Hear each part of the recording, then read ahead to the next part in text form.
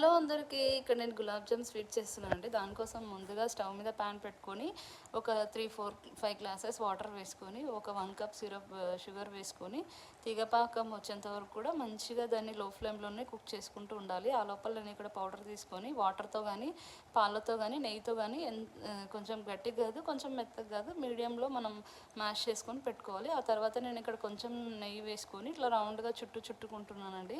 మనం ఇట్లా రౌండ్గా చుట్టుకున్నట్లయితే అవి రౌండ్ షేప్లో వస్తాయి, బ్రేకేజ్ అవ్వకుండా. సో టేస్టీగా ఉంటాయి, స్మూత్గా వస్తాయి, లోపల కూడా మనకి చాలా సాఫ్ట్గా ఉంటాయి. నేను ఆ లోపల ఆయిల్ కూడా ప్యాన్ మీద పెట్టుకున్నానండి.